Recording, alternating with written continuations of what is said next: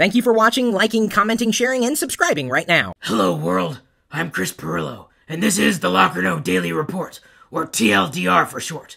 Your daily dose of tech news, gadget views, and answers that you can use. I realize I'm wearing the old school Batman hoodie given to me by staticstuff.com and was still using the newer Batman voice Because it sounds cooler. Seriously, staticstuff.com. Come here, hon. Show him your Batman. You've got the new school Batman. Yeah. There. See? Why is the squeegee in the shot? We don't need this not the kind of... You don't need to know what we're doing with the squeegee. Just know that you can get geeky apparel and other things at staticstuff.com. Mm-hmm. Okay. You just throw me off. Be gone with you! No, not you. You stay right there. The Locker Gnome Daily Report is brought to you by GoToAssist from Citrix with all the IT support tools you need integrated into one cloud-based product. Easily log incidents and resolutions with Service Desk. Quickly troubleshoot problems with GoToAssist's remote support and set proactive alerts through GoToAssist monitoring so you're first to know about any issues. For a free 30-day trial, visit GoToAssist.com, click the Try It Free button, and use the promo code Pirillo. I asked you earlier this week when I should unbox this Windows Phone 8X, and most of you said Friday. So Friday evening, live on YouTube, is when you will be able to see what's inside this box. The video link for where you can watch live is already in this video's description. See? The big news today is this, the new BlackBerry Z10. I am going to be working on getting one to unbox for you here on YouTube, even though I will be the one unboxing it. You'll be able to watch. So let's check out the specs of this sucker. 4.2-inch, 1280 by 768 display, 356 dpi, 5.13 by 26 by 0.37 inches. It's a bit bulky, but light at 138 grams. The casing is made of aluminum and plastic, a 1.5 gigahertz dual-core Snapdragon S4 Plus processor, and 2 gigs of RAM, that's the buffer, and a removable 1800 milliamp hour battery, a microSD slot, micro SIM support, Bluetooth 4.0, NFC, Wi-Fi, ABGN. It also is LTE-ready with a 720p front-facing camera and an 8-megapixel rear camera. $200 here in the US on a 2-year contract. Stay tuned for an unboxing. What's perhaps most interesting about this revision is that there are no physical buttons. Everything is navigated by your touch on screen. The Z10 is not to be confused with the Q10, which is going to be a BlackBerry device that has a physical keyboard on it. Do you guys still want a physical keyboard on your smartphone? I'm not making fun of you or anything. I'm just saying that, wow, that's a little antiquated. Maybe BlackBerry will be able to convert its existing user base, but the bigger question is, can it take any market share away from Android? Windows Phone's been out for a while and it's barely made a dent.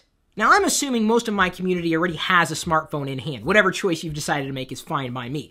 My question is, are you going to switch to BlackBerry now that you've seen what this device could possibly do for you? My recommendation might be to wait until you've actually used it to know whether or not you really want to make that leap. This question was asked on lockergnome.net. What tablet is best for watching movies? I decided to answer it on lockergnome.com. And my answer for the best movie watching tablet out there is... it's a toss-up between the Nexus 10 and the iPad. The Nexus 10 definitely has a beautiful big screen. But you can't argue with Apple's ecosystem. Certainly a smaller tablet could suffice. You know, like an iPad mini or a Nexus 7. Still, for movie watching, I would definitely opt for a larger screen. There's at least one user out there who's in love with his Microsoft Surface, and he was asking, what are the best Microsoft Surface cases to consider? There are so many accessories out there that it's very difficult to make a recommendation unless you have a very specific need, because certain cases are going to work better in other scenarios. And that's the thing about tablet accessories. You gotta find one that fits you as much as it fits the device. Just because someone else likes it doesn't mean that you will. If you can, try to get a hold of one. Or, better yet, ask a friend who's actually using that device. Now, I don't know if you have friends who are using Microsoft Surfaces at this point, but, well, it's possible. Here's a common question that doesn't always have the same answer. Should you switch to iOS? Jordan V wrote, I am currently an avid Android user, have gone through several Android devices in the past year, and have had good experience with Android thus far. He's also an owner of a MacBook Pro. He's also somewhat invested in the Android ecosystem. He's purchased some apps, but not much, and for the most part, he says most of the apps he uses on a daily basis exist on both platforms. It is true that Google has more software available for iOS than Apple has software available for Android. That being said, the Android experience is radically different from that of which Apple provides with iOS. Honestly, it boils down to personal taste and preference. If you can use iOS and you have no problem with everything that it has to offer in terms of how that compares to your experience with Android, well then, yeah, you could switch to iOS and not have too many headaches. However, if you really like the way you can modify Android, everything that Android has to offer in general, then I say stick with Android. And if you haven't tried a Nexus 4 yet, dude, I'm telling you, this changed my perspective on Android. No matter how many new Android devices I continue to look at, I keep going back to the Nexus 4 as my go-to Android device. What's the best free FTP program out there? File Transfer Protocol? You guys still use that? At one point in time, I could only use WSFTP. It was the only client available for Windows 3.1. But as time went on, I actually fell in love with WinSCP, at least for Windows. WinSCP. Have you guys used that yet? It's really, really nice. Oh, I know, so many of you guys are going to say FileZilla, but despite FileZilla being open source and cross-platform, it's also fugly. Is Windows 8 the best solution for you? As far as I'm concerned, the only usable Windows 8 scenario is that which has a touchscreen involved. And you know what else I haven't tried yet? A maple bacon lollipop. Someone named Vince sent this to us.